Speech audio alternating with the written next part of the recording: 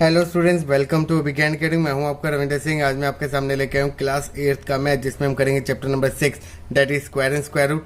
और इस वीडियो में मैं आपके लिए लेके आया एक्सरसाइज 6.1 का एनसीईआरटी सॉल्यूशन। तो स्टार्ट करते हैं। Question number 1, what will be the unit digit of the square of following number. Unit digit मतलब डिजिट के लिखने वाली पहली अंक। अब यहाँ पर जैसे फर्स्ट पार्ट दे रखा है 81, आपको पूरे दोनों नंबर का स्क्वायर नहीं करना, आपने सिर्फ यूनिट डिजिट देखनी है। तो अगर यहाँ पर यूनिट डिजिट 1 है तो अगर मैं 1 का स्क्वायर करूंगा तो क्या आएगा, 1 ही आएगा। तो मतलब यहाँ पर अगर what will be the unit digit of square of following number, तो यहाँ पर आपका 1 का स्क्वायर क्या बन गया, 1। तो मतलब आंसर क्या आएगा, 1। Second part 272। सेकेंड पार्ट में देखिए कि अगर यूनिट डिजिट आपकी क्या है, 2 है, तो मतलब इसका अगर स्क्वायर करेंगे तो क्या नंबर आएगा, 2 का अगर मैं स्क्वायर करूंगा तो आंसर कितना आएगा, 4।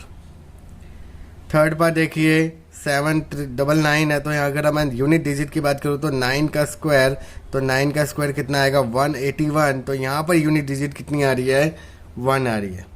क्योंकि यहाँ पर अगर हम प्रीवियस क्वेश्चन को बात करें तो यहाँ पर सिंगल डिजिट ही 4, तो जिस करके उसकी यूनिट डिजिट भी 4 ही आएगी।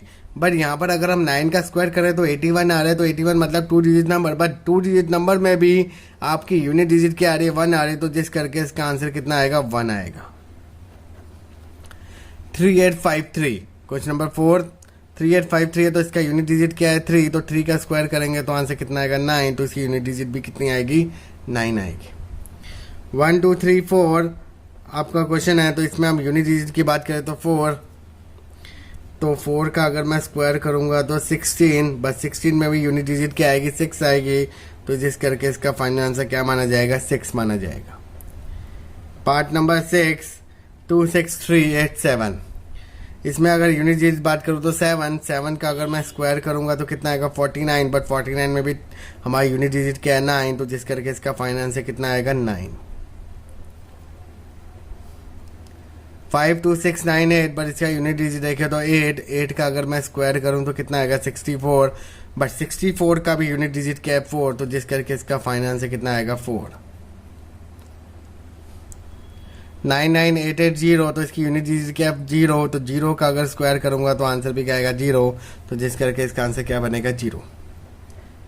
पार्ट नंबर 9 12796, अगर मैं 6 का स्क्वायर करूंगा तो कितना आएगा, 36। बट 36 का यूनिट डिजिट क्या है, 6। तो जिस करके इसका फाइनेंस है कितना आएगा, 6। 55555, तो अगर मैं इसका यूनिट डिजिट बात करूं तो इसकी यूनिट डिजिट क्या है, 5। और 5 का अगर मैं स्क्वायर करूं तो कितना आएगा, 25। 25 का भी यूनिट डिजिट क्या है, 5। तो जिस करके इसका आंसर कितना आएगा, 5। तो ये था आपका क्वेश्चन नंबर फर्स्ट का सोल्यूशन। नेक्स्ट क्वेश्चन करते हैं। The following numbers are obviously not perfect square, give reason. आपको एक नंबर दे रखा है, उसने बोला कि ये ऑब्वियसली नॉट परफेक्ट स्क्वायर है, बट क्यों है, तो उसका रीजन आपको देना है। आपने जब प्रॉपर्टीज पढ़ी थी स्क्वायर की, तो उसमें आपको एक टर्म बताई गई होगी कि अगर आपकी यूनिट डिजिट एंड होती है 2378, अगर कोई भी एक नंबर है जिसका एंड डिजिट यूनिट डिजिट अगर 2378 से अगर खत्म होगा तो वो कभी भी परफेक्ट स्क्वायर नहीं होगा। तो अगर मैं इस नंबर की बात करूं तो इसकी यूनिट डिजिट क्या है, 7। तो यहाँ पर लिखोगे it is not a perfect square number because unit digit end with 7। क्योंकि रीजन है कि अगर आपका कोई भी नंबर और उसकी यूनिट डिजिट अगर 2378 होगी तो वो कभी भी परफेक्ट स्क्वायर नंबर नहीं होगा।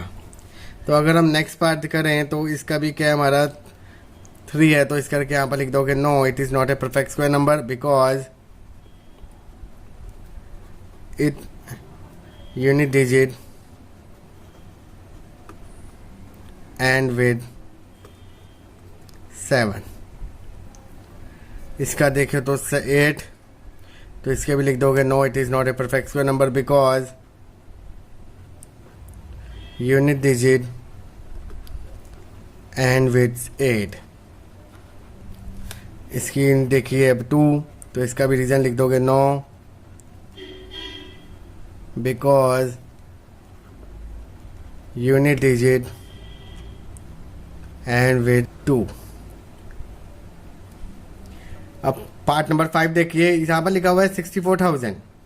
अब यहाँ पर जीरोस की प्रॉपर्टी है, तो यहाँ पर अब जीरोस की एक प्रॉपर्टी आपने पढ़ी होगी, अगर नंबर ऑफ जीरोस अगर आपके इवन होंगे तो वो परफेक्ट स्क्वायर होगा, अगर नंबर ऑफ जीरोस आपके ऑड होंगे तो वो कभी भी परफेक्ट स्क्वायर नहीं होगा।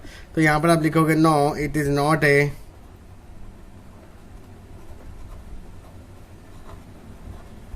perfect square number because number of zeros are odd। अगर ये इवन होते तो ये हमारे क्या बन जाते हैं, परफेक्ट स्क्वायर बन जाता है, पर यहाँ पर अगर जीरोस कैलकुलेट करें तो 1 2 3 तो ये हमारे बन गए ऑड, जिस करके ये हमारा क्या नहीं कहलाएगा, परफेक्ट स्क्वायर नंबर नहीं कहलाएगा। पार्ट नंबर 6, अगर इसके ध्यान से देखो तो यूनिट डिजिट आपकी एंड हो रही है विद 2, तो यहाँ पर लिख दोगे no, it is not a perfect number because unit digit end with 2। यहाँ पर नंबर देखिए 222 तो यहाँ पर अगर हम नंबर जीरोस कैलकुलेट करें तो 3 मतलब ऑड, तो जिस करके आंसर बन गया no, it is not a perfect square number because number of zeros are odd। यहाँ पर देखिए सिंगल जीरो दे रखा है, बच्चे क्या करते हैं सारे जीरोज ऐड करेंगे, नहीं, आपने लगातार वाले जीरोज ऐड करने हैं। अगर यहाँ पर नंबर ऑफ जीरोज अगर एक ही है तो मतलब ये आपका क्या कहलाएगा, परफेक्ट स्क्वायर नंबर नहीं कहलाएगा, because number of zeros are odd. तो ये था आपका क्वेश्चन नंबर 2 का solution. The square of which of the following be odd number. अब आपको बताना है कि अगर इस नंबर का अगर स्क्वायर करेंगे तो कौन सा नंबर आपका ऑड आ रहा है, तो इसलिए आपको पूरे नंबर को स्क्वायर करने की जरूरत नहीं है, आपने उस नंबर के सिर्फ यूनिट डिजिट को स्क्वायर करना है। अगर वो इवन आता है तो वो नंबर इवन आएगा, जिसका अगर ऑड आता है तो वो ऑड आएगा। तो अगर हम फर्स्ट पार्ट की बात करें तो यहाँ पर आपका नंबर लिखा हुआ है 431, बट अगर मैं इसकी यूनिट डिजिट देखूँ तो वो आपकी कितनी है, 1 है। अगर मैं 1 का स्क्वायर करूँगा तो कितना आएगा, 1 ही आएगा, और ये नंबर क्या है हमारा ऑड, तो इस करके ये हमारा क्या कहलाएगा, yes it is a odd number. Second part देखिए 2826, तो अगर मैं इसकी यूनिट डिजिट की बात करूं तो यहाँ पर आपकी यूनिट डिजिट कितनी लिखी हुई है, 6। अगर मैं 6 का स्क्वायर करता हूँ तो कितना आएगा, 36, और इसकी अगर लास्ट डिजिट देखूँ तो वो क्या है हमारा 6, तो that is equal to even number. तो इस करके इसके यहाँ पर आप लिख दोगे no, it is not a odd number।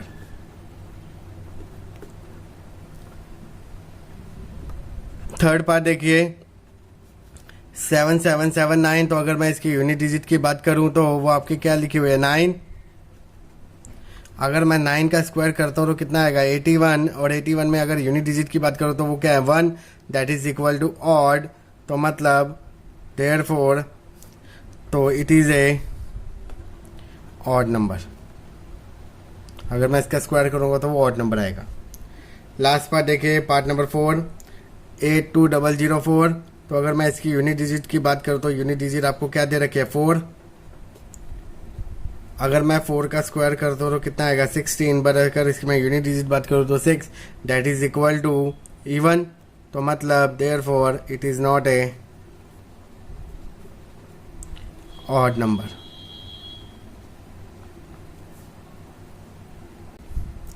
Question number 4, observe the following pattern and find the missing digit.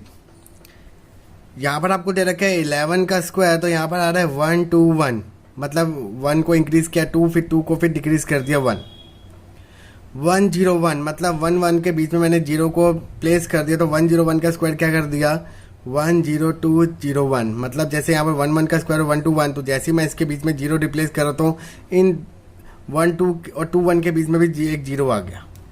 1001 का स्क्वायर किया तो 10020001। तो मतलब ऐसे ही मैं जितने 1 1 के बीच में अगर जीरोज प्लेस करते जा रहा हूँ तो उतने ही आपके नंबर्स के बीच में भी जीरोज आते जाएंगे। जैसे यहाँ पर 100001 का स्क्वायर, तो मतलब यहाँ पर नंबर ऑफ जीरोज कितने हैं 4, तो यहाँ पर भी आपके रूल के अकॉर्डिंग कितने नंबर ऑफ जीरोज आएंगे 4 आएंगे, फिर 2, फिर अगेन आप 4 जीरोज लिखोगे और 1 लिख दोगे। अब यहाँ पर इसने क्या किया 1 1 स्क्वायर के बीच में कितने जीरोज प्लेस कर दिया 6, तो यहाँ पर आप लिखोगे 1 6 0 यहाँ पर डालोगे, फिर आप 2 डाल दोगे, फिर 6 0 ऐड अप करोगे, फिर 1 कर दोगे। तो ये था आपका इस क्वेश्चन का पैटर्न। आई होप अब आपको ये पैटर्न समझ आया हो। अब करते हैं इसका क्वेश्चन नंबर 6। क्वेश्चन नंबर 5 इसके बाद है, क्योंकि मैंने बाय मिस्टेक पहले क्वेश्चन नंबर 6 लिख दिया था, तो प्लीज़ आप पहले क्वेश्चन नंबर 6 कर लीजिए। Observe the following pattern, find the missing number. 1 का स्क्वायर प्लस 2 का स्क्वायर प्लस 2 का स्क्वायर इज इक्वल टू 3 का स्क्वायर, 2 का स्क्वायर 3 का स्क्वायर प्लस 6 का स्क्वायर इज इक्वल टू 7 का स्क्वायर। तो मतलब ये एक पैटर्न बना रहे, तो अगर आप इसको ध्यान से देखो तो मैंने एक पैटर्न को कैसे सॉल्व किया, मैंने इन दो नंबर को क्या किया मल्टीप्लाई किया, फर्स्ट 2 नंबर्स को मल्टीप्लाई किया, 1 2 जा 2, फिर इसी 2 को मैंने यहाँ लिख दिया नेक्स्ट नंबर पे और उसका स्क्वायर कर दिया, 1 2 जा 2, तो मतलब वो नंबर यहाँ लिख दिया गया, और जब मैं इक्वल टू लिखूंगा तो मैंने इसके नेक्स्ट नंबर से उसका स्क्वायर कर दिया। अभी 2 का अगर स्क्वायर किया तो इसका नेक्स्ट नंबर क्या आएगा 3, तो 3 का स्क्वायर लिख दिया। ऐसी पैटर्न से मैंने यहाँ पर बनाया, तो यहाँ पर देखो 2 3 जा 6, 6 का नेक्स्ट नंबर क्या बन गया 7, यही सेम प्रॉपर्टी मैंने लगाई। 3 4 जा 12, 12 का नेक्स्ट नंबर क्या गया 13, तो ऐसे ही मैंने यहाँ पर लगाया। 4 5 जा, तो यहाँ पर क्या नंबर आएगा आपका 20, 20 का नेक्स्ट नंबर क्या बन गया 21। अब मैं 5 को मैं किससे मल्टीप्लाई करूं कि 30 बन जाए, 5 6 जा, तो यहाँ पर क्या बन गया 5 और यहाँ पर बन गया 6, 6 7 जा, तो रूल के अकॉर्डिंग 42, 42 का नेक्स्ट नंबर क्या आ जाएगा 43। तो ये आपका पैटर्न था। तो ये आपने पैटर्न ध्यान से समझना है और इसको सीखना है और अदर्स क्वेश्चन में भी अप्लाई करना है, क्योंकि सेम पैटर्न के क्वेश्चन नहीं आएंगे, आपने सिर्फ इसको पजल को सीखना है। तो समझ आया। नेक्स्ट क्वेश्चन करते हैं। Observe the following pattern and supply the missing number. 11 का स्क्वायर किया तो यहाँ पर आया 1 2 1, 11 के बीच में 0 डाल दिया तो 1 0 2 0 1, मतलब जितना यहाँ पर 2 है तो उसके बीच में एक एक 0 रिप्लेस कर दी। अब मैंने क्या किया 1 0, फिर बीच में एक 1 डाल दिया, फिर 0 1 का स्क्वायर, तो मतलब नंबर ऑफ जीरोस 2 हैं और आपके 1 भी कितने हैं 3 है, तो इस करके 3 तक गया, 1 2 3 और 0 इसके बीच में डाल देंगे। मतलब यहाँ पर आपके जो पैटर्न बन रहा है वो 1 के हिसाब से बन रहा है, जितने आपके नंबर ऑफ 1s होंगे उतने ही आपके क्या होंगे टर्म चलेंगी। जैसे यहाँ पर नंबर ऑफ 1 2 है तो यहाँ पर 2 तक आया, यहाँ पर नंबर ऑफ 1 3 है तो 3 तक आया, और अगर उसके बीच में अगर 0 ऐड अप हो रहा है तो उसके बीच में 0 भी ऐड हो रहा है। अब जैसे यहाँ पर देखिए कि 1 0 1 0 1 0 1 का स्क्वायर, तो यहाँ पर नंबर ऑफ जीरोस आपने कैलकुलेट करना है 1 2 3 4, और सबके बीच में अगर जीरोस है तो यहाँ पर आप क्या लिखोगे 1 0 2 0 3 0 4 0 3 0 2 0 1। 4 क्यों आया, क्योंकि यहाँ पर नंबर ऑफ 1s आपके कितने थे 4 थे। अब यहाँ पर देखिए 1 आपको लेफ्ट हैंड साइड नहीं दे रखी पर राइट साइड में एक पैटर्न दे रखा है, तो आपने देखना कि ये कहाँ तक स्टार्ट हुआ 1 0 2 0 3 0 4 0 5 के, और फिर डिक्रीजिंग ऑर्डर, और आपने ये भी देखा कि 5 तक तो आ रहा है और बीच में जीरोस भी है, मतलब 1 और 0 दोनों यूज हुए हैं। तो यहाँ पर आप क्या लिखोगे 1 0 1 0 1 0 1 4 0 5, तो 1 आपके कितने हो गए 5 और नंबर ऑफ जीरोस 4, तो मतलब जिस करके वो पैटर्न बन गया। तो ये था आपका क्वेश्चन नंबर 5 का easy solution. Question number 7, without adding find the sum. अब यहाँ पर आपने एक प्रॉपर्टी पढ़ी होगी कि अगर आपके सम ऑफ ऑड नंबर्स होते हैं तो वो किसके बराबर होता है स्क्वायर ऑफ दैट नंबर। तो यहाँ पर आप देखोगे कि आपको कितने नंबर ऑफ ऑड दे रखे हैं, तो 1 2 3 4 5 दे रखे, तो यहाँ पर आप क्या करोगे उसी नंबर का स्क्वायर कर दोगे। तो यहाँ पर आप क्या लिखोगे 5 का स्क्वायर, और 5 का स्क्वायर आपको पता है 5 × 5 दैट इज इक्वल टू 25। तो यहाँ पर आपने क्या की एक प्रॉपर्टी लगाई कि सम ऑफ